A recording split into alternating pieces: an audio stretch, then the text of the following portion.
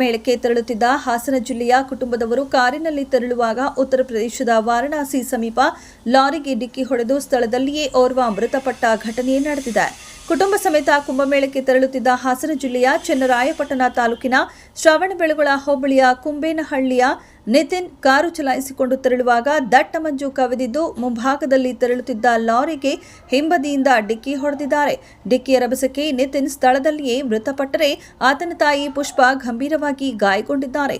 ಗಾಯಾಳುಗಳನ್ನು ತಕ್ಷಣವೇ ಆಸ್ಪತ್ರೆಗೆ ದಾಖಲಿಸಲಾಗಿದ್ದು ಚಿಕಿತ್ಸೆ ನೀಡಲಾಗಿದೆ. ಮೃತ ಯುವಕ ನಿತಿನ್ ಚನ್ನರಾಯಪಟ್ಟಣ ತಾಲೂಕಿನ ಬಿಜೆಪಿ ಯುವ ಮೋರ್ಚಾದ ಪ್ರಧಾನ ಕಾರ್ಯದರ್ಶಿಯಾಗಿ ಸೇವೆ ಸಲ್ಲಿಸುತ್ತಿದ್ದ.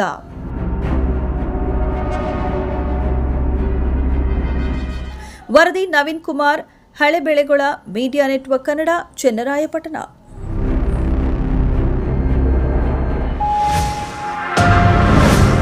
Media network.